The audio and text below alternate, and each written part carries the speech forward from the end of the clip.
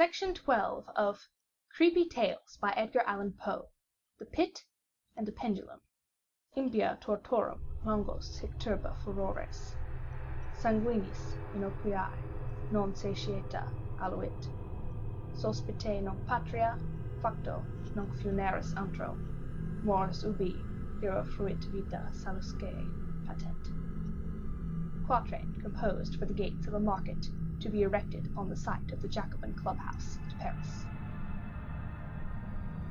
I was sick unto death with that long agony, and when they at length unbound me and I was permitted to sit, I felt that my senses were leaving me. The sentence, the dread sentence of death, was the last distinct accentuation which reached my ears.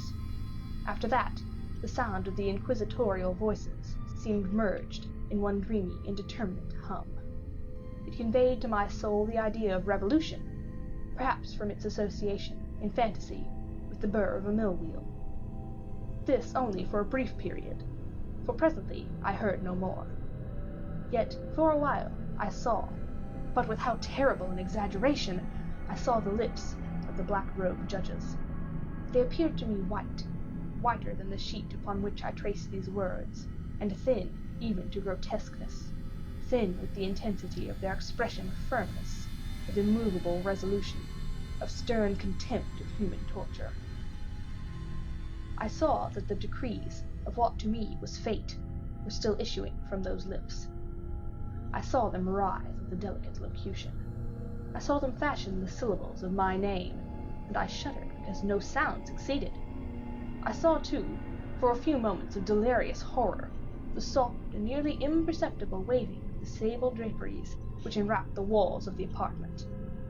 And then my vision fell upon the 7 tall candles upon the table. At first they wore the aspect of charity, and seemed white and slender angels who would save me. But then, all at once, there came a most deadly nausea over my spirit, and I felt every fibre in my frame thrill as if I touched the wire of a galvanic battery, while the angel forms became meaningless spectres with heads of flame, and I saw that from them there would be no help. And there stole into my fancy, like a rich musical note, the thought of what sweet rest there must be in the grave. The thought came gently and steadily, and it seemed long before it attained full appreciation. But just as my spirit came at length properly to feel and entertain it, the figures of the judges vanished, as if magically, from before me. The tall candles sank into nothingness. Their flames went out utterly. The blackness of darkness supervened. All sensations appeared swallowed up in a mad, rushing descent, as of the soul into Hades. Then silence and stillness. Night, the universal. I had swooned, but still will not say that all of consciousness was lost. What of it there remained I will not attempt to define, or even to describe. Yet all was not lost. In the deepest slumber, no. In delirium, no. In a swoon, no. In death, no. Even in the grave, all is not lost. Else there is no immortality for man. Arousing from the most profound of slumbers, we break the gossamer web of some dream. Yet, in a second afterward, so frail may that web have been, we remember not that we have dreamed. In the return to life from the swoon, there are 2 stages. First, that of the sense of mental or spiritual. Secondly, that of the sense of physical existence. It seems probable that if, upon reaching the 2nd stage, we could recall the impressions of the first, we should find these impressions eloquent in memories of the gulf beyond. And that gulf is what? How, at least, shall we distinguish its shadows from those of the tomb? But if the impressions of what I have termed the 1st stage are not, at will, recalled, yet, after long interval, do they not come unbidden while we marvel whence they come? He who has never swooned is not he who finds strange palaces and wildly familiar faces and coals that glow, is not he who beholds floating in mid-air the sad visions that many may not view, is not he who ponders over the perfume of some novel flower, is not he whose brain grows bewildered with the meaning of some musical cadence which has never before arrested his attention. Amid frequent and thoughtful endeavors to remember, amid earnest struggles to regather some token of the state of seeming nothingness into which my soul had lapsed. There have been moments when I have dreamed of success. There have been brief, very brief periods when I have conjured up remembrances which the lucid reason of a later epoch assures me could have had reference only to that condition of seeming unconsciousness. These shadows of memory tell, indistinctly, of tall figures that lifted and bore me in silence down, still down, till a hideous dizziness oppressed me at the mere idea of the interminableness of the descent. They tell also of a vague horror at my heart, on account of that heart's unnatural stillness. Then comes a sense of sudden motionlessness throughout all things, as if those who bore me, a ghastly train, had outrun, in their descent, the limits of limitless, and paused from the wearisomeness of their toil. After this, I call to mind flatness and dampness, and then all is madness, the madness of a memory which busies itself among forbidden things. Very suddenly, there came back to my soul motion and sound, the tumultuous motion of the heart, and, in my ears, the sound of its beating. Then a pause, in which all was blank. Then again sound, and motion, and touch, a tingling sensation pervading my frame. Then the mere consciousness of existence, without thought, a condition which lasted long. Then, very suddenly, thought, and shuddering terror, an earnest endeavor to comprehend my true state. Then a strong desire to lapse into insensibility. Then a rushing revival of soul, and a successful effort to move. And now, a full memory of the trial, of the judges, of the sable draperies, of the sentence, of the sickness, of the swoon. Then, entire forgetfulness of all that followed, of all that a later day and much earnestness of endeavor have enabled me vaguely to recall. So far, I had not opened my eyes. I felt that I lay upon my back, unbound. I reached out my hand, and it fell heavily upon something damp and hard. There I suffered it to remain for many minutes, while I strove to imagine where and what I could be. I longed, yet dared not employ my vision. I dreaded the first glance at objects around me. It was not that I feared to look upon things horrible, but that I grew aghast lest there should be nothing to see. At length, with a wild desperation in my heart, I quickly unclosed my eyes. My worst thoughts then were confirmed. The blackness of eternal night encompassed me. I struggled for breath. The intensity of the darkness seemed to oppress and stifle me. The atmosphere was intolerably close. I still lay quietly, and made effort to exercise my reason. I brought to mind the inquisitorial proceedings, and attempted from that point to deduce my real condition. The sentence had passed, and it appeared to me that a very long interval of time had since elapsed. Yet not for a moment did I suppose myself actually dead. Such a supposition, notwithstanding what we read in fiction, is altogether inconsistent with real existence. But where and in what state was I? The condemned to death, I knew, perished usually at the autos da fe, and one of those had been held on the very night of the day of my trial. Had I been remanded to my dungeon to await the next sacrifice, which would not take place for many months? This, I at once saw, could not be. Victims had been in immediate demand. Moreover, my dungeon, as well as all the condemned cells at Toledo, had stone floors, and light was not altogether excluded. A fearful idea now suddenly drove the blood in torrents upon my heart, and for a brief period I once more relapsed into insensibility. Upon recovering, I at once started to my feet, trembling convulsively in every fiber. I thrust my arms wildly above and around me in all directions. I felt nothing, yet dreaded to move a step, lest I should be impeded by the walls of a tomb. Perspiration burst from every pore, and stood in cold big beads upon my forehead. The agony of suspense grew at length intolerable, and I cautiously moved forward, with my arms extended, and my eyes straining from their sockets, in hope of catching some faint ray of light. I proceeded for many paces, but still all was blackness and vacancy. I breathed more freely. It seemed evident that mine was not, at least, the most hideous of fates. And now, as I still continued to step cautiously onward, there came thronging upon my recollection 1,000 vague rumors of the horrors of Toledo. Of the dungeons there had been strange things narrated, fables, I had always deemed them. But yet strange, and too ghastly to repeat save in a whisper. Was I left to perish of starvation in this subterranean world of darkness, or what fate, perhaps even more fearful, awaited me? That the result would be death, and a death of more than customary bitterness, I knew too well the characters of my judges to doubt. The mode and the hour were all that occupied or distracted me.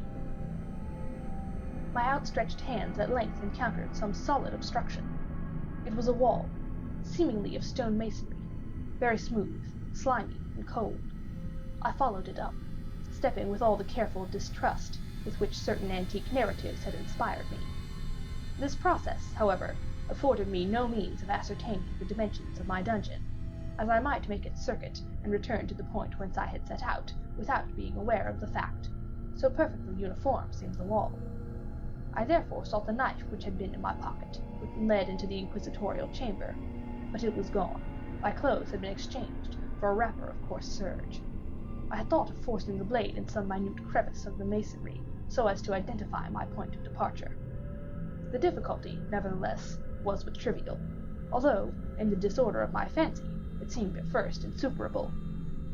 I tore a part of the hem from the robe, and placed the fragment at full length and at right angles with the wall. In groping my way around the prison, I could not fail to encounter this rag upon completing the circuit. So, at least, I thought, but I had not counted upon the extent of the dungeon, or upon my own weakness.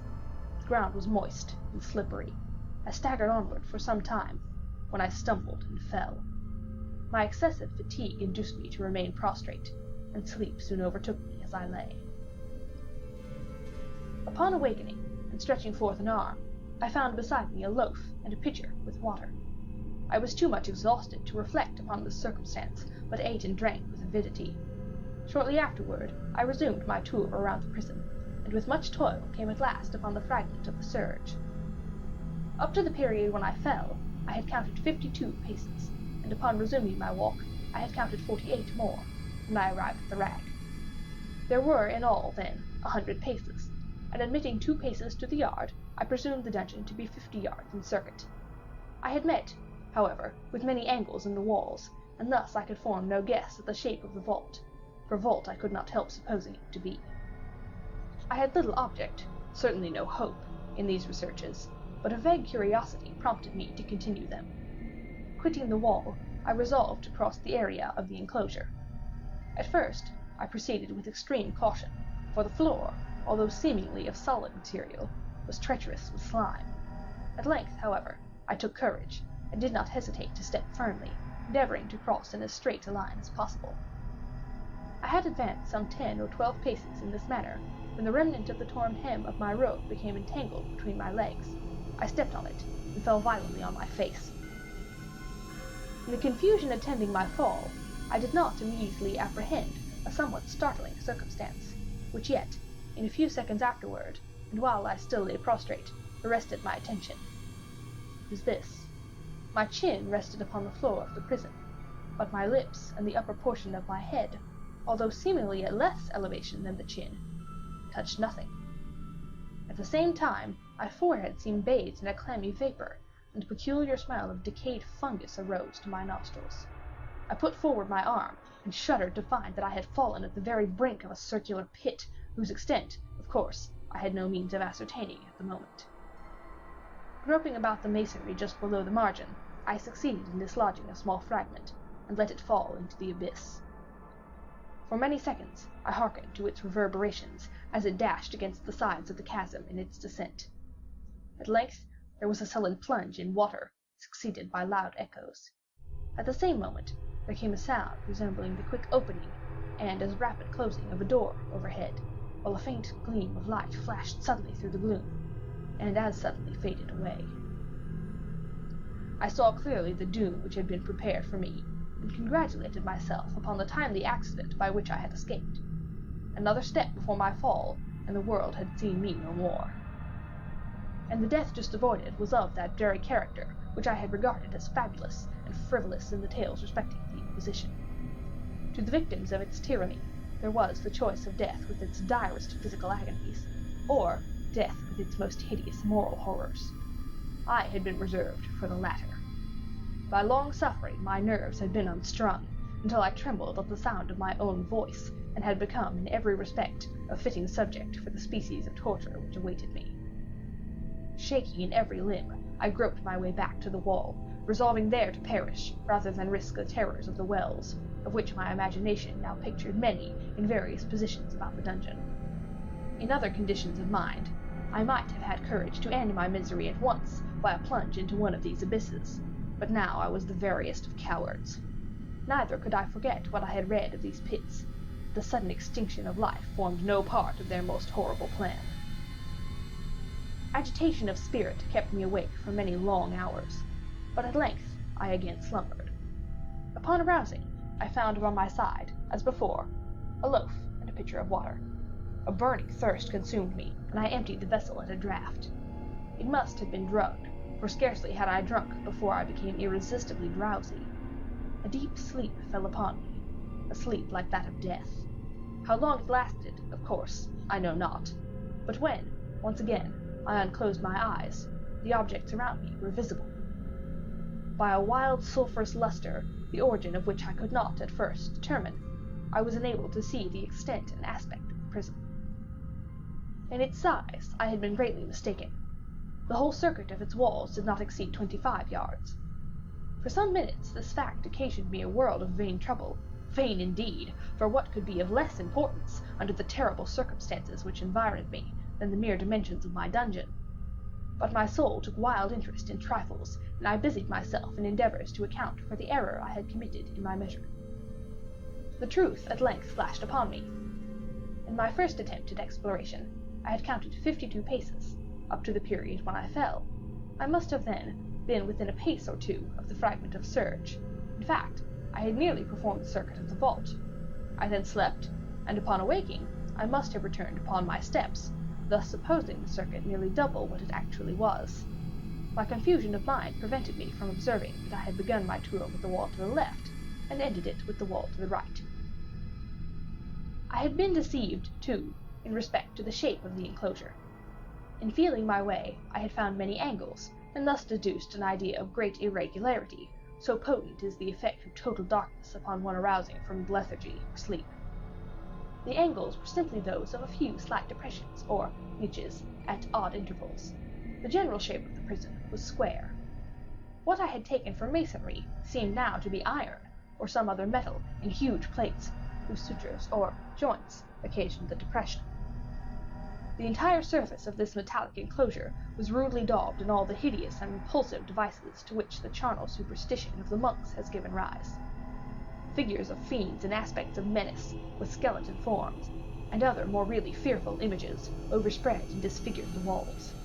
I observed that the outlines of these monstrosities were sufficiently distinct, but that the color seemed faded and blurred, as if from the effects of a damp atmosphere. I now noticed the floor, too, which was of stone. In the center yawned the circular pit from whose jaws I had escaped, but it was the only one in the dungeon. All this I saw indistinctly and by much effort, for my personal condition had been greatly changed during slumber. I now lay upon my back and at full length on a species of low framework of wood. To this I was securely bound by a long strap resembling a surcingle. It passed in many convolutions about my limbs and body, leaving at liberty only my head and my left arm, to such extent that I could, by dint of much exertion, supply myself with food from an earthen dish which lay by my side on the floor. I saw, to my horror, that the pitcher had been removed. I say to my horror, for I was consumed with an intolerable thirst. This thirst it appeared to be the design of my persecutors to stimulate, for the food in the dish was meat pungently seasoned. Looking upward, I surveyed the ceiling of my prison. It was some 30 or 40 feet overhead, and constructed much as the side walls. In one of its panels, a very singular figure riveted my whole attention. It was the painted figure of Time, as he is commonly represented, save that, in lieu of a scythe, he held what, at a casual glance, I supposed to be the pictured image of a huge pendulum, such as we see on antique clocks. There was something, however, in the appearance of this machine, which caused me to regard it more attentively. While I gazed directly upward at it, for its position was immediately over my own, I fancied that I saw it in motion. In an instant afterward, the fancy was confirmed. Its sweep was brief and, of course, slow. I watched it for some minutes, somewhat in fear, but more in wonder. Wearied at length with observing its dull movement, I turned my eyes upon the other objects in the cell. A slight noise attracted my notice, and, looking to the floor, I saw several enormous rats traversing it. They had issued from the well, which lay just within view to my right. Even then, while I gazed, they came in troops, hurriedly, with ravenous eyes, allured by the scent of the meat. From this it required much effort and attention to scare them away. It might have been half an hour, perhaps even an hour, for I could take but imperfect note of time, before I again cast my eyes upward. What I then saw confounded and amazed me.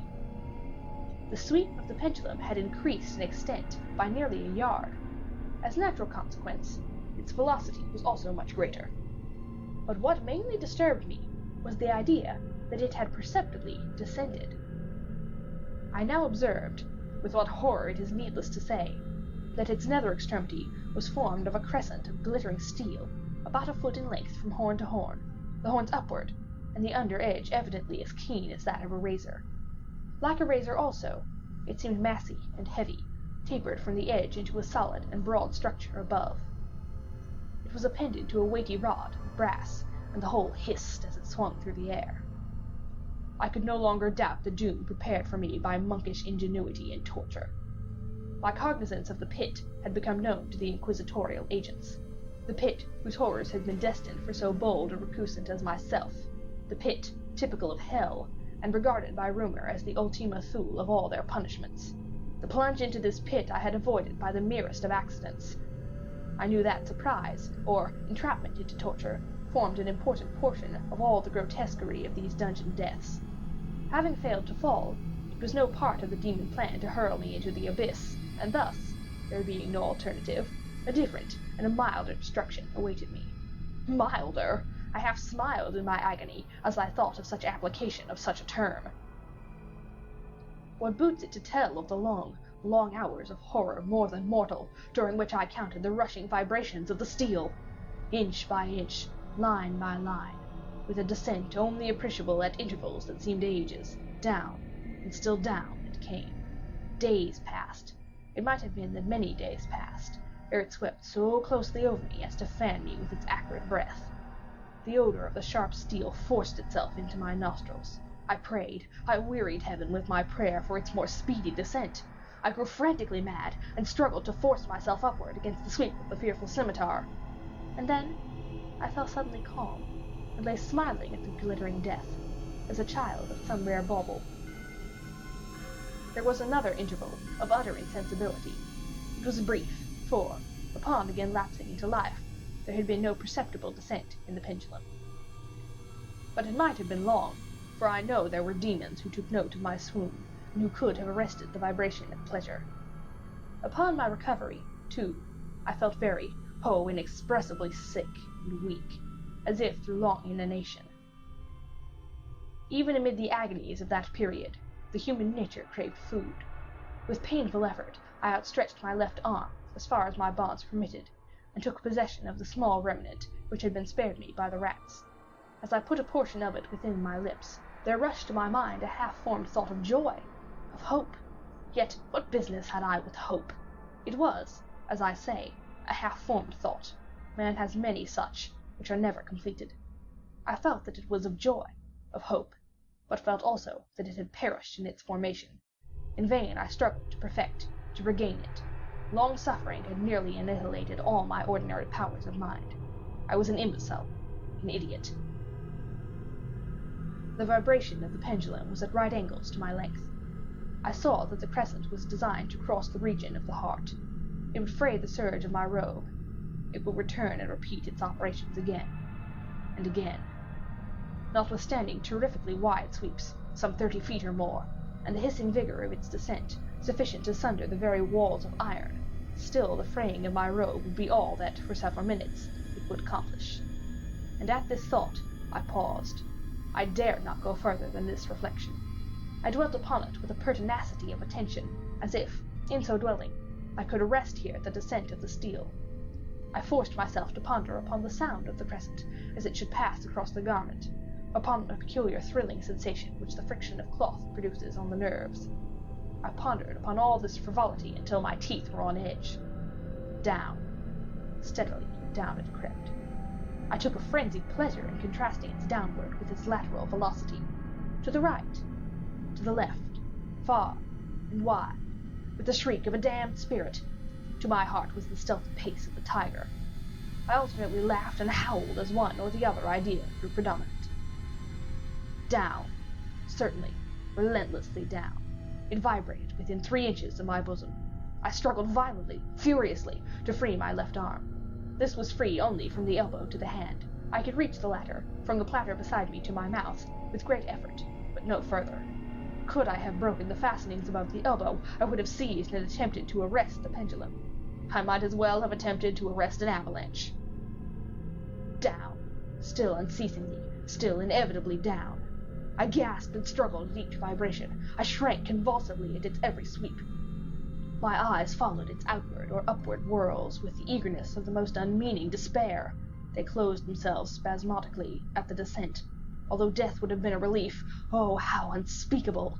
Still I quivered in every nerve to think how slight a sinking of the machinery would precipitate that keen, glistening axe upon my bosom. It was hope that prompted the nerve to quiver, the frame to shrink. It was hope, the hope that triumphs on the rack, that whispers to the death-condemned even in the dungeons of the Inquisition.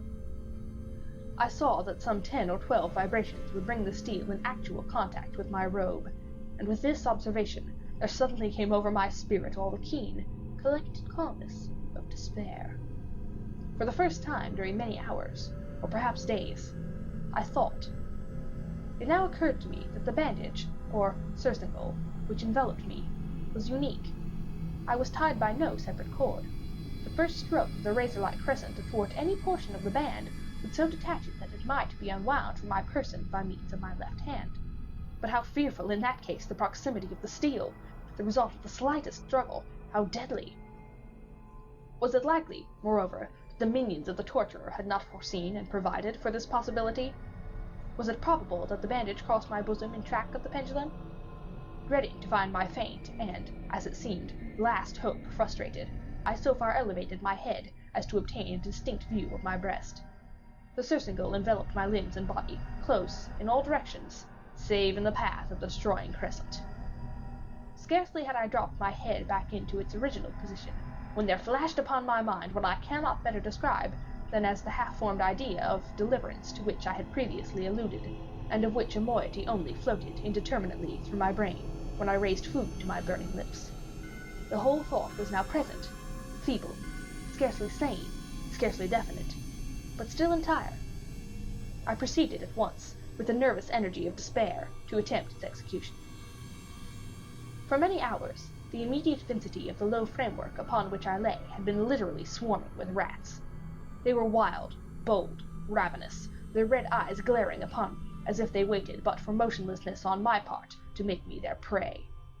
To what food, I thought, have they been accustomed in the well?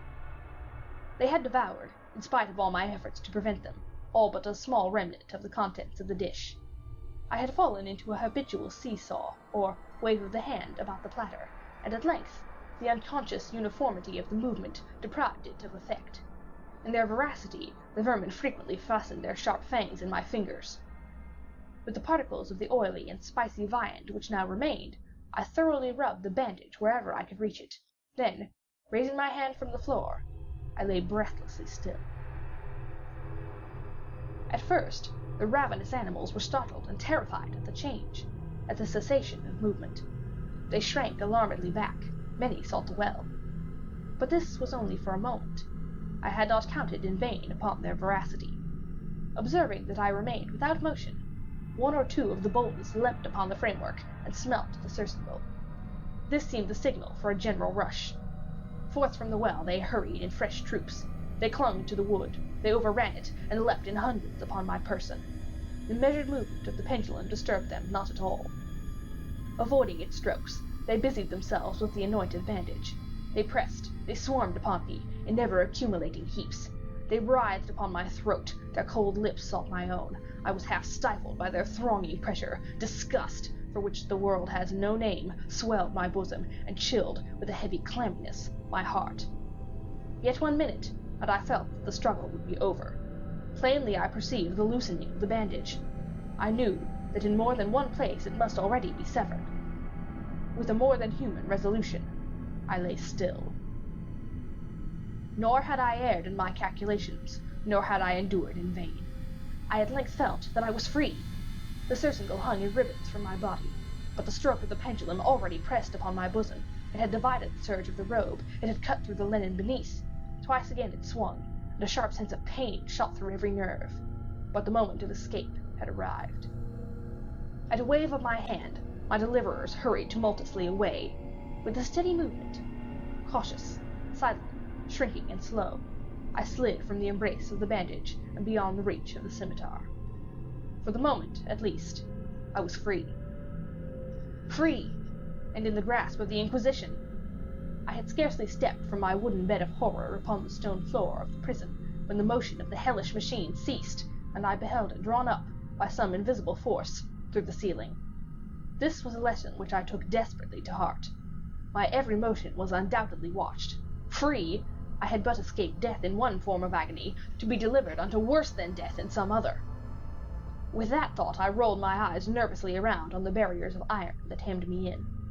Something unusual, some change which, at first, I could not appreciate distinctly, it was obvious, had taken place in the apartment.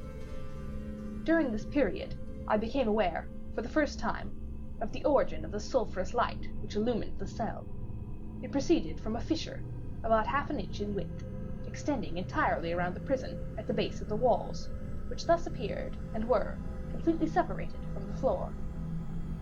I endeavored, but of course in vain, to look through the aperture.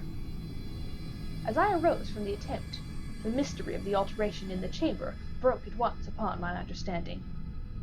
I have observed that, although the outlines of the figures upon the walls were sufficiently distinct, yet the colors seemed blurred and indefinite. These colors had now assumed, and were momentarily assuming, a startling and most brilliant intensity that gave to the spectral and fiendish portraitures an aspect that might have thrilled even firmer nerves than my own. Demon eyes of a wild and ghastly vivacity glared upon me in 1,000 directions, where none had been visible before, and gleamed with the lurid luster of a fire that I could not force my imagination to regard as unreal. Unreal! Even while I breathed, there came to my nostrils the breath of the vapor of heated iron! A suffocating odor pervaded the prison. A deeper glow settled each moment in the eyes that glared at my agonies. A richer tint of crimson diffused itself over the pictured horrors of blood. I panted, I gasped for breath. There could be no doubt of the design of my tormentors. Oh, most unrelenting, oh, most demoniac of men! I shrank from the glowing metal to the center of the cell. Amid the thought of the fiery destruction that impended, the idea of the coolness of the well came over my soul like balm. I rushed to its deadly brink. I threw my straining vision below. The glare from the enkindled roof illumined its inmost recesses, yet, for a wild moment, did my spirit refuse to comprehend the meaning of what I saw. At length it wrested its way into my soul. It burned itself in upon my shuddering reason. Oh, for a voice to speak! Oh, horror! Oh, any horror but this! With a shriek I rushed from the margin, and buried my face in my hands, weeping bitterly. The heat rapidly increased, and once again I looked up, shuddering as if with a fit of the ague. There had been a second change in the cell, and now the change was obviously in the form. As before, it was in vain that I, at first, endeavored to appreciate or understand what was taking place. But not long was I left in doubt. The inquisitorial vengeance had been hurried by my twofold escape, and there would be no more dallying with the King of Terrors. The room had been square. I saw that 2 of its iron angles were now acute, 2, consequently, obtuse. The fearful difference quickly increased with a low rumbling or moaning sound. In an instant, the apartment had shifted from its form into that of a lozenge. But the alteration stopped not here. I neither hoped nor desired it to stop. I could have clasped the red walls to my bosom as a garment of eternal peace. Death, I said, any death but that of the pit. Fool! Might I have not known that into the pit was the object of the burning iron to urge me? Could I resist its glow? Or, if even that, could I withstand its pressure? And now, flatter and flatter grew the lozenge, with a rapidity that left me no time for contemplation. Its center, and of course its greatest width, came just over the yawning gulf. I shrank back, but the closing walls pressed me resistlessly onward. At length, for my seared and writhing body there was no longer an inch of foothold on the firm floor of the prison. I struggled no more, but the agony of my soul found vent in one long, loud, and final scream of despair. I felt that I tottered upon the brink. I averted my eyes. There was a discordant hum of human voices. There was a loud blast, as of many trumpets. There was a harsh grating, as of 1,000 thunders. The fiery walls rushed back. An outstretched arm caught my own as I fell, fainting, into the abyss. It was that of General Lasalle. The French army had entered Toledo. The Inquisition was in the hands of its enemies. End of The Pit and the Pendulum. End of Creepy Tales by Edgar Allan Poe.